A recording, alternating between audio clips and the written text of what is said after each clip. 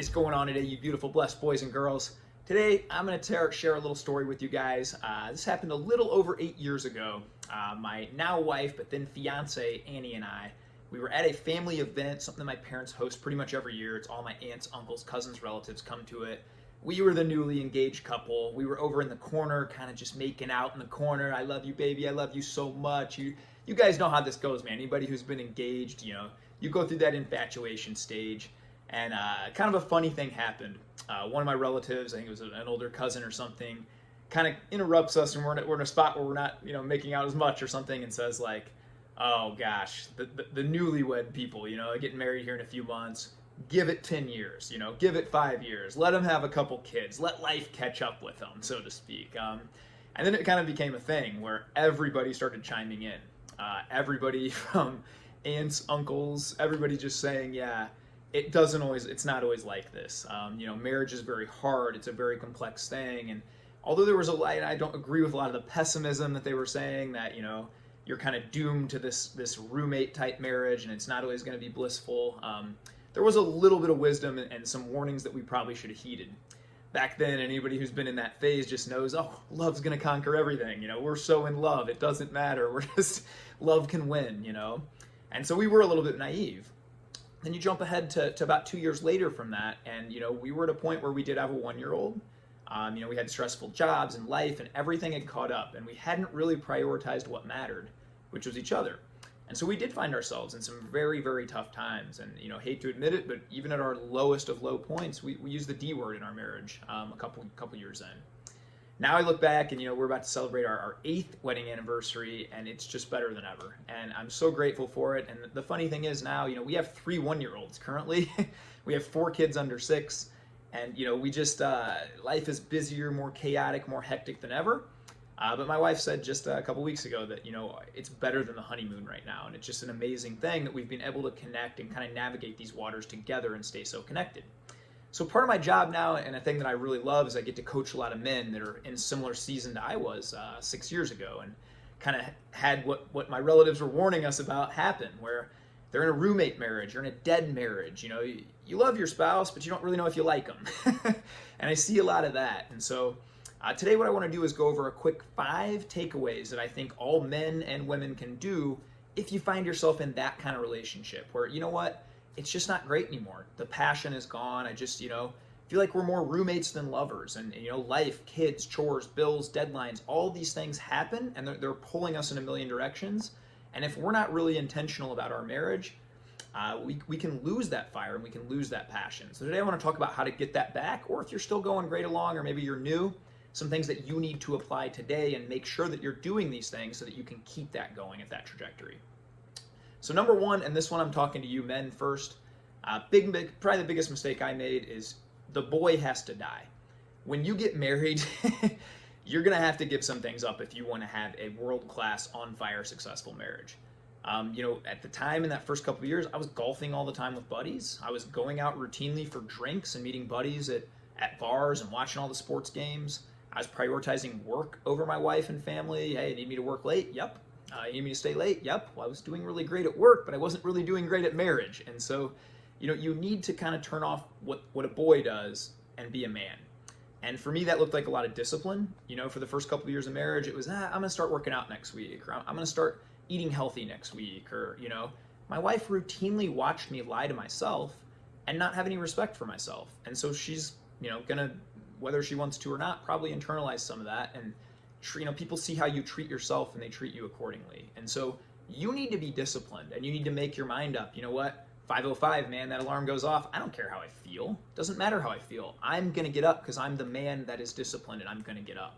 And you know what? I'm going to care about what I put into my body. I'm going to care how I look and how I feel and all these things. So I would say, you've got to end some of those childish ways and really step up as a man and lead your family in that discipline kind of area. I think number 2, and this is a big one, you need to keep family and friends out of conflict. This is probably, looking back, the biggest thing that killed us. We would have a disagreement and we would not keep it in-house.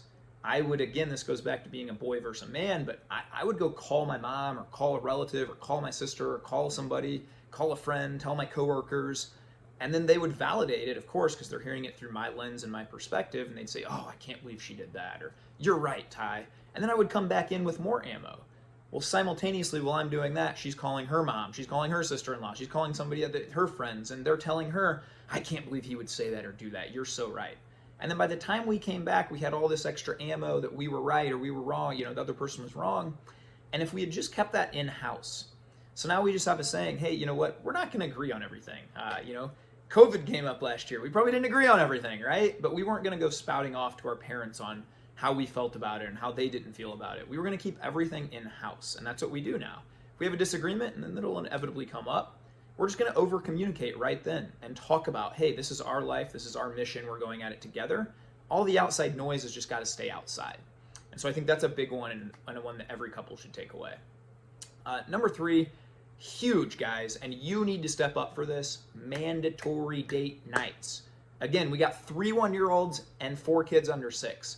Not a week goes by that we do not get a sitter for at least one day and connect just the 2 of us. No phones, no work, no deadline, just each other. Sometimes, guys, this looks like we have a sitter come at 2 in the afternoon until 4, and we just take a walk together. We hold hands, but we connect. We talk about life, our mission. How are you doing? What can I do better? Am I meeting your needs here? Are you meeting my needs here? This is our time to really connect. I once heard a really cool saying that, marriage is kind of like 2 rowboats going in the ocean. And if you aren't really careful, the ocean's always going to separate you. And I kind of think the ocean is life, right? It's always going to separate you with work, deadlines, chores, everything. You have to intentionally row your way back together to the center. And so how do you do that? It's carving out those date nights, and making sure that's mandatory. It is the best money we spend every single week hiring a sitter and ensuring that we have quality time to connect, to go to dinner, to do a hike together, do some fun things together. And guys, this is your opportunity, man. I've planned, we do picnics, sunset picnics sometimes. We do really fun, cool hikes. We might pack a roadie or 2 and laugh and have a great time. Remember what you were like when you were first dating her.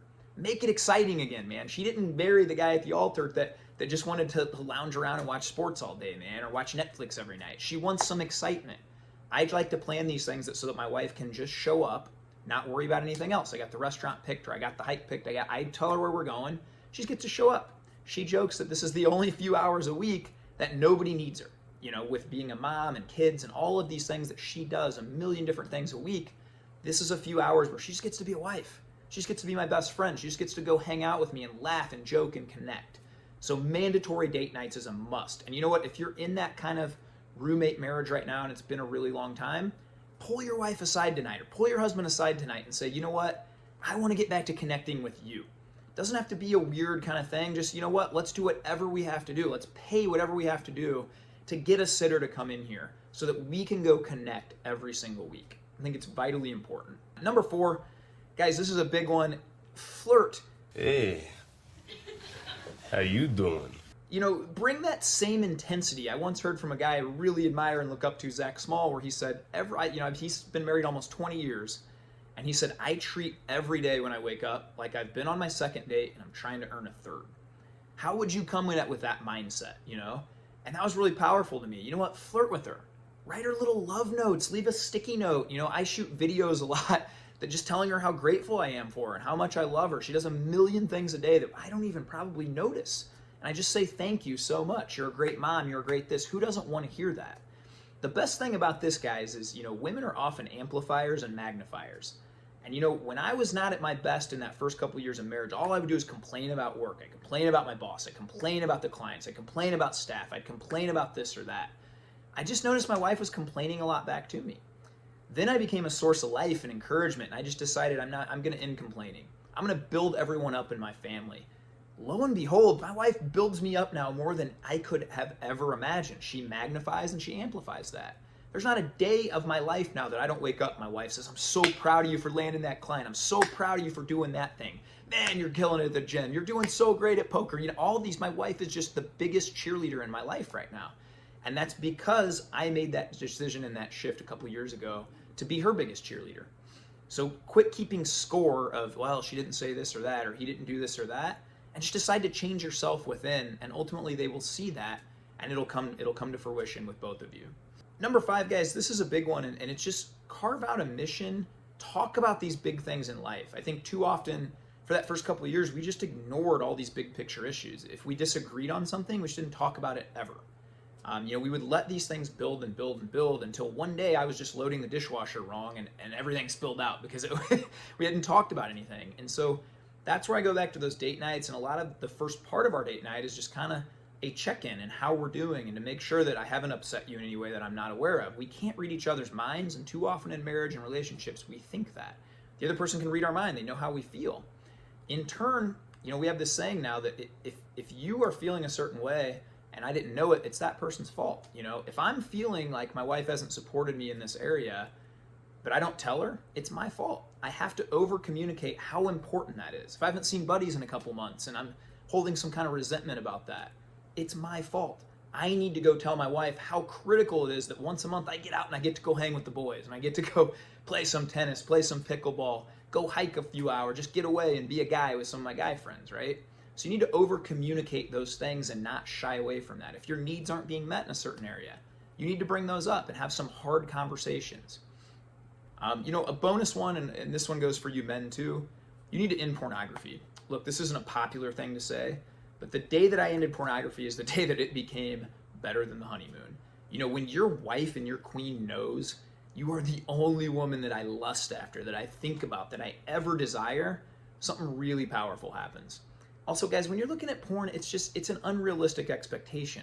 That woman is paid and she's probably high out of her mind on cocaine. Your wife has been taking care of your children all day and is exhausted. So you're putting very unrealistic expectations on them.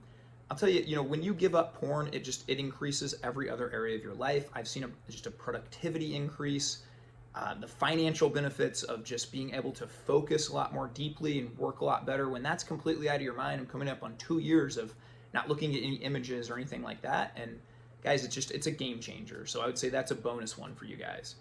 Recently I had a client that's been married 18 years. And he shared with me that for the last 12, they hadn't been intimate, that they had just complete roommates for the last 12 years, and he didn't think it could be saved. After just kind of implementing some of these things and sitting his wife down and having some very hard talks and saying, I'm gonna pursue you again. Like the man that pursued you when we first got together, I'm gonna be that guy. I'm gonna be nervous again before we go out to dates and maybe change shirts 3 times. I'm gonna make sure my breath is really good before we go out. And he took the lead, and you know what, guys, a couple months in, they are now reporting back that, man, it's just better than the honeymoon again, that they're having such a great time connecting. And their life's busy. They both are very, high-working professionals with children and whatnot.